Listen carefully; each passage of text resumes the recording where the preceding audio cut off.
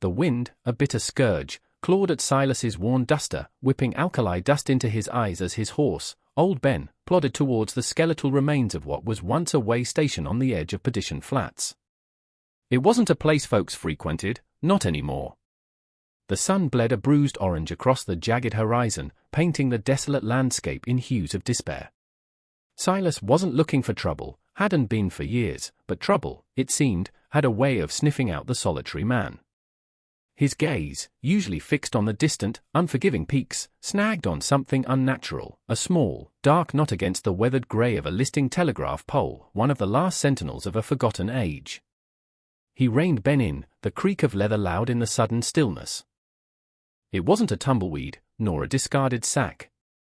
As he drew closer, the knot resolved itself into a shape that made the blood in his veins run cold as a mountain stream in deep winter. A child. A girl, no older than 7 or 8 summers, lashed to the splintered wood with thick, merciless rope that bit cruelly into her tiny wrists and ankles. Her head, matted with dirt and tangled hair, lolled against her chest, a fragile dandelion crushed under a careless boot. For a long moment, Silas simply stared, the scene burning itself into his mind with the sear of a branding iron. The air thickened, heavy with an unspoken cruelty that choked the breath from his lungs. His hand, calloused from years of gripping reins and axe handles, instinctively went to the Colt Peacemaker holstered low on his hip, then just as quickly dropped. This wasn't a fight for guns, not yet. This was a desecration. He swung down from Ben, his movement stiff but urgent, his weathered face a mask of grim resolve. The dust swirled around his boots as he approached, each step a hammer blow against the silence. He could see her clearer now. Her clothes were rags, her skin stretched taut over sharp bones, smudged with grime and tears. A dark bruise bloomed beneath one eye, a testament to a violence that had no place in a child's world. Her breathing was shallow, a faint, fluttering whisper against the vast, uncaring emptiness. His fingers, surprisingly gentle for a man of his rough exterior, fumbled with the knots. They were tight, expertly tied, meant to hold. A low growl rumbled in his chest, a sound more animal than human. With a grunt, he drew his hunting knife, the blade glinting dully in the fading light, and sawed through the coarse fibers. The girl slumped forward, a dead weight, and he caught her, his arms, strong from a lifetime of hard labor, cradling her small, broken form. She was lighter than a sack of feed, her body radiating a faint, desperate warmth. He felt a tremor run through her, a tiny, almost imperceptible sign of life. Her eyelids fluttered, revealing a sliver of terrified blue, wide and uncomprehending, before they slid shut again. Silas looked towards the distant, flickering lights of Redemption Gulch, a town that prided itself on its name but often fell short of its meaning. Had anyone seen this? Had anyone cared? The silence from the town was an answer in itself, a damning indictment. He carefully adjusted the child in his arms, her head resting against his shoulder, and with a quiet word to Ben, mounted up. He didn't look back at the pole, at the ropes lying like discarded snakes in the dust. He looked ahead, towards his solitary cabin nestled in the foothills, a place of quiet refuge, or so he had thought. Now, it seemed, it would have to be a sanctuary. A silent vow, hard as desert rock, formed in the desolate landscape of his heart: this child would not die. Not while he still drew breath.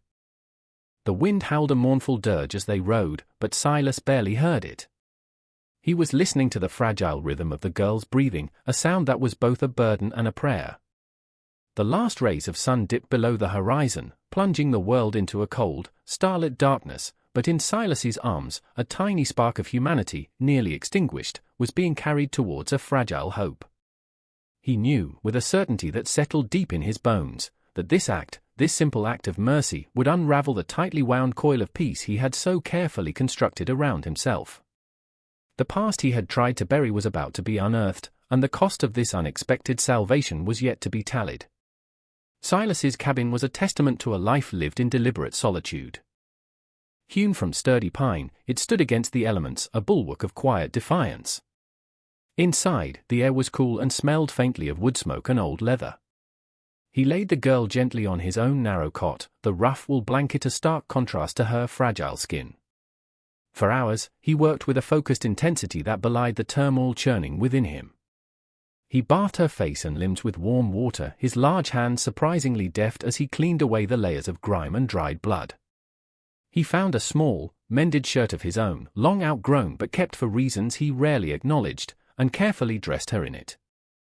It hung on her like a sack, but it was clean. He spooned lukewarm broth, simmered slowly over the hearth, between her cracked lips, a few drops at a time.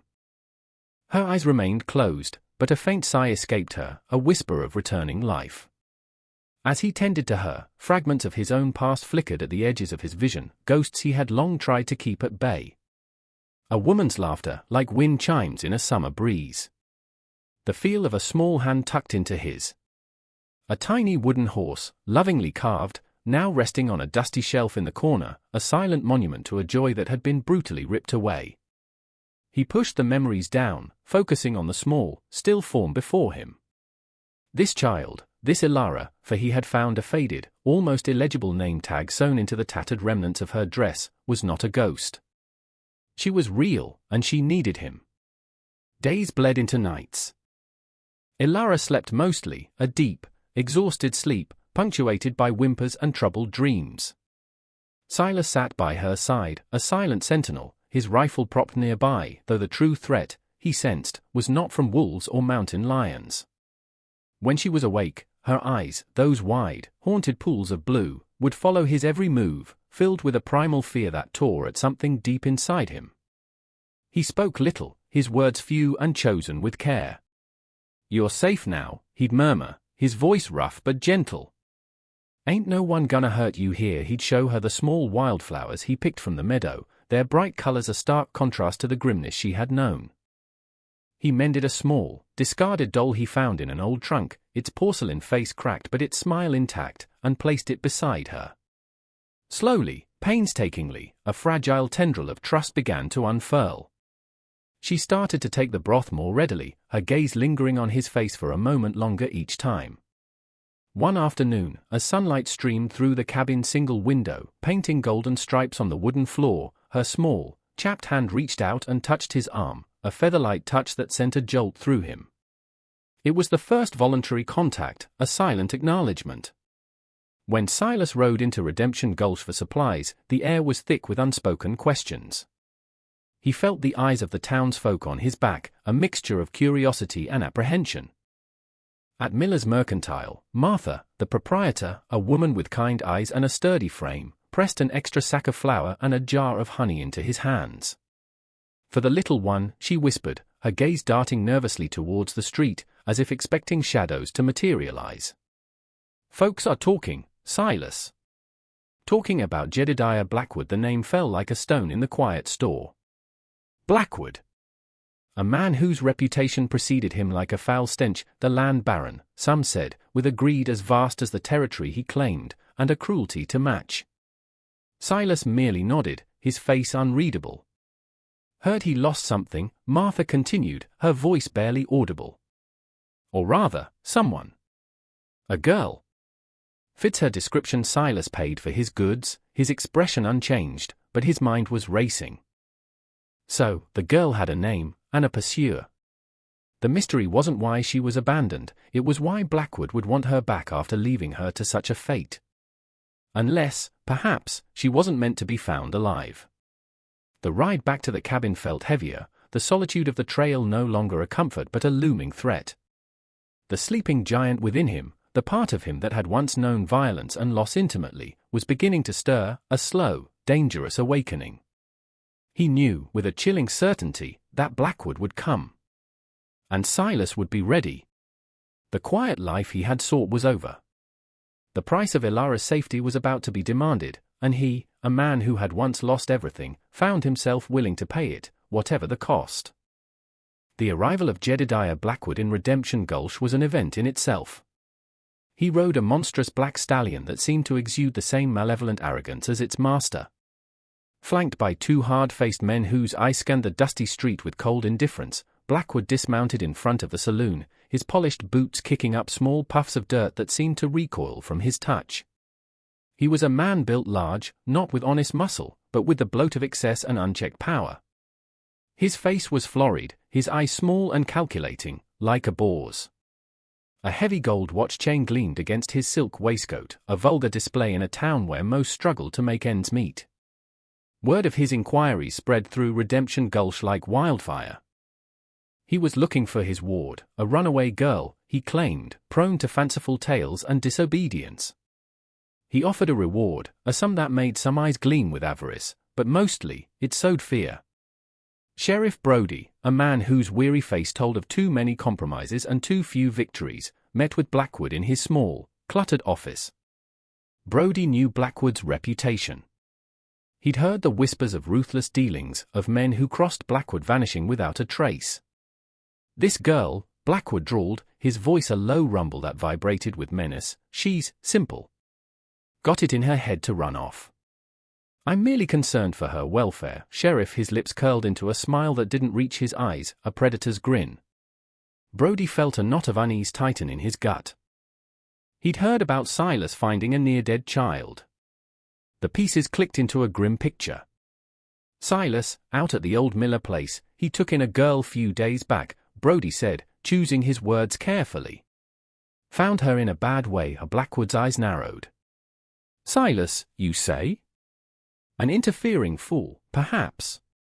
Tell me where this Miller place is. The confrontation, when it came, was inevitable. Blackwood and his men rode out to Silas's cabin, their approach announced by the thunder of hooves that disturbed the fragile peace of the valley. Silas was outside, chopping wood, the rhythmic thud of the axe a steady counterpoint to the nervous flutter in his chest. Elara, who had been sitting on the porch steps, her small hands clasped around the mended doll, scrambled to her feet, her eyes wide with a terror that was heartbreakingly familiar. She darted behind Silas, her tiny fingers clutching the back of his shirt. Silas straightened, the axe still in his hand, his stance deceptively relaxed, but every muscle coiled tight. He watched them approach, his face an unreadable granite slab. That's far enough, Blackwood, Silas said, his voice quiet but carrying clearly in the still air. It wasn't a request. Blackwood reined in his stallion, a sneer twisting his lips. So, you're the busybody who fancies himself a savior. I'm here for my property, Silas. The girl. Hand her over, and we'll forget this little misunderstanding. His gaze flicked contemptuously towards Elara, who flinched as if struck. She ain't property, Silas stated, his voice flat, devoid of emotion, yet heavy with an unyielding resolve. And she ain't going nowhere with you. Blackwood chuckled, a harsh, grating sound. Brave words, old man. She belongs to me. She witnessed something she shouldn't have, a little sparrow with two big ears. Now, I can take her nicely, or I can take her less nicely. And deal with you in the process. His hand drifted towards the ornate Colt tucked into his belt. Elara whimpered, pressing closer to Silas. He could feel her trembling. In that moment, looking down at the terrified child, something in Silas solidified, hardening into pure, cold determination. The ghosts of his past whispered encouragement, not warnings. He had failed to protect his own, he would not fail again. You'll touch her over my dead body, Silas said, and the quiet finality in his tone made even Blackwood's men shift uneasily. Blackwood's face purpled with rage. You're making a grave mistake, farmer. A very grave mistake. He gestured to his men. Take the girl. If he resists, kill him. The air crackled with tension, the silence stretched taut as a bowstring. Silas didn't move, didn't flinch. His eyes, the color of a stormy sky, locked with Blackwood's, a silent battle of wills waged in the shadow of the mountains. The sleeping giant was no longer stirring, he was fully, dangerously awake. He knew this was only the first move in a deadly game. Blackwood would be back, and next time, he wouldn't bother with words. As Blackwood and his men retreated, their faces dark with promises of future violence, Silas slowly lowered the axe. He turned to Elara, whose face was buried in his back. He gently pried her fingers loose and knelt, looking into her tear-streaked eyes. It's all right, little one, he said, his voice softer now. I won't let him take you. And Elara, for the first time, seemed to believe him. A tiny spark of defiance flickered in her own eyes, mirroring the fire in his. The lines had been drawn. The cabin, once a place of solitude, was now a fortress, and Silas, its lone defender, began to prepare for the coming storm. The night descended like a suffocating shroud, thick with an unholy stillness. Silas had done what he could. The windows were shuttered, the door barred. His rifle, cleaned and oiled, lay within easy reach. Beside it, the Colt Peacemaker, a relic from a past he thought he'd outrun. Ilara, wrapped in a blanket, sat on the floor near the hearth, the mended doll clutched tightly to her chest. Her eyes, wide and luminous in the dim firelight, rarely left Silas's face. She hadn't spoken a word since Blackwood's visit, her silence a heavy weight in the small cabin. Silas moved with a quiet economy, checking his meager defenses, his senses heightened, every creak of the floorboards, every rustle of wind in the pines outside, amplified 100-fold. He saw the flicker of fear in Ilara's eyes and tried to offer a reassuring smile, but it felt like a grimace on his own tense face. "He'll come back, won't he?" she finally whispered, her voice barely audible, small and fragile as a bird's wing. Silas nodded slowly. "Reckon so, little one. But we'll be ready." He didn't want to lie to her. The truth, however harsh, was all they had. The attack began not with a roar, but with a whisper, the soft thud of a body against the cabin's outer wall, followed by the splintering of wood as a shutter was pried loose. Silas was moving before the sound fully registered, his rifle already shouldered. A muzzle flashed in the darkness outside the breached window, and a bullet slammed into the log wall inches from his head, sending splinters flying. Ilara screamed, a raw, terrified sound. "Stay down!" Silas roared, shoving her further into the corner, behind an old overturned chest. He returned fire, a single, carefully aimed shot that was answered by a yelp of pain from outside. The night erupted. Gunfire shattered the stillness, the roar of shotguns and rifles a deafening cacophony. Shadows danced and flickered beyond the windows, menacing figures moving in the darkness. Silas moved like a phantom, using the meager cover of his home, firing with a deadly precision honed in forgotten battles. He was one man against several, but he was fighting on his own ground, for something more precious than his own life. The scent of gunpowder and fear filled the small cabin, acrid and choking. A bullet grazed his arm, a searing pain, but he barely registered it. His focus was absolute. He saw a face appear in the broken window, leering and cruel, and fired. The face disappeared with a sickening thud. Suddenly, a cry from Ilara. One of Blackwood's men had managed to pry the door open a crack, his arm reaching in, trying to undo the bar. Ilara, seeing the immediate danger, reacted with an instinct born of desperation. She grabbed a heavy iron poker from the hearth, its end still glowing faintly red, and with a small, fierce cry, swung it with all her might at the intruding hand. A howl of agony ripped through the night, followed by a string of curses. The hand withdrew. Silas used the distraction, firing through the partially opened door, driving the man back. Just as it seemed they were being overwhelmed, new sounds joined the fray, the distinct crack of a Winchester from a different direction, then another. Hoofbeats, urgent and determined. Sheriff Brody, his face grim in the moonlight, materialized from the darkness, a shotgun blazing in his hands. Behind him, a handful of townsmen, their faces pale but resolute, Martha Miller's husband among them, armed with hunting rifles and a newfound courage. The tide began to turn. Blackwood, seeing his men falter, his plan unraveling, snarled in fury.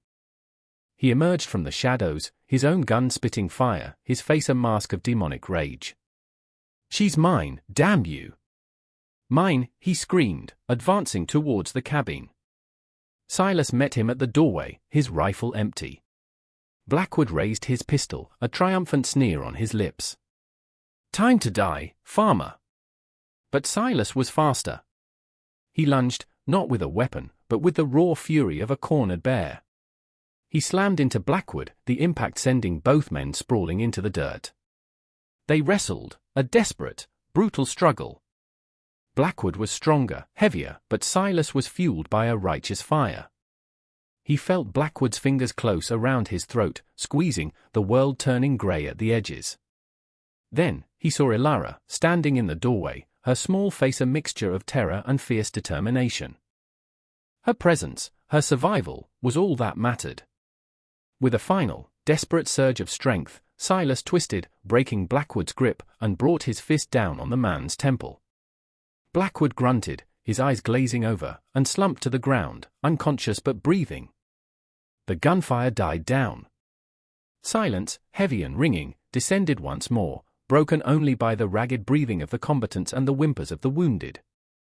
Sheriff Brody stood over Blackwood, his shotgun trained on the fallen tyrant.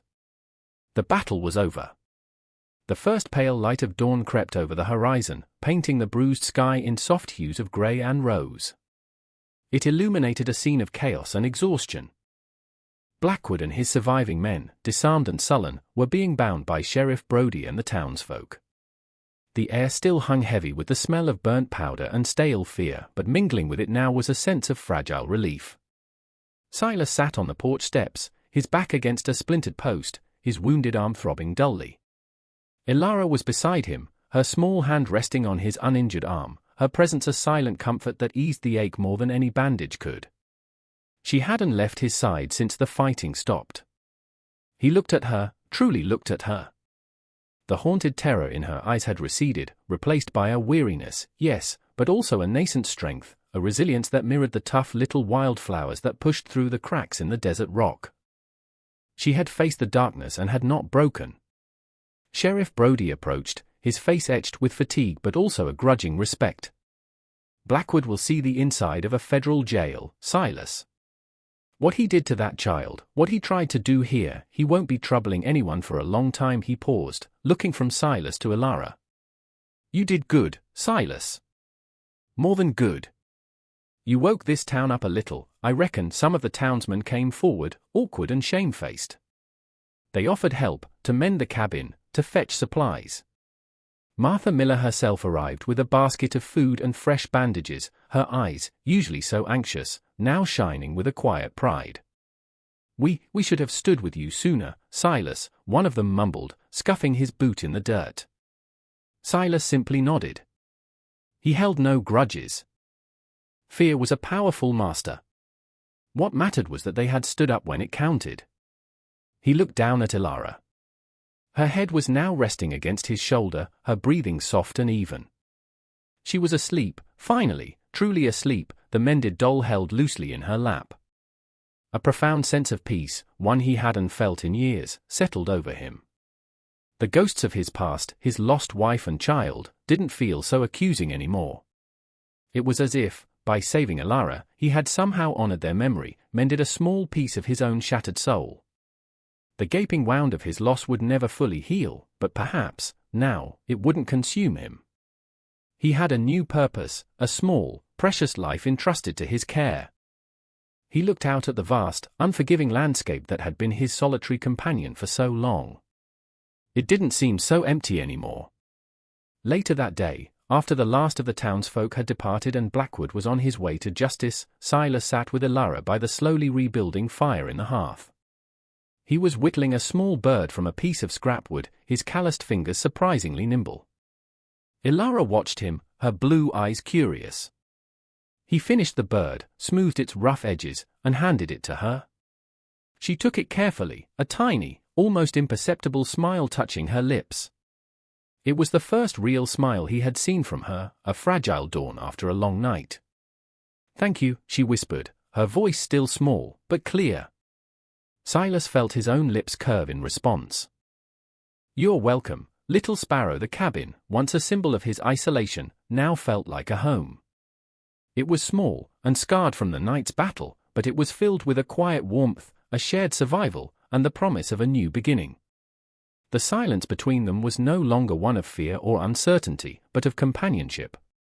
The quiet cowboy had taken in a starving orphan, and in doing so, had found his own redemption. He had faced down the darkness, not just Blackwood's, but his own, and had emerged into a tentative light, with a small hand to hold along the way.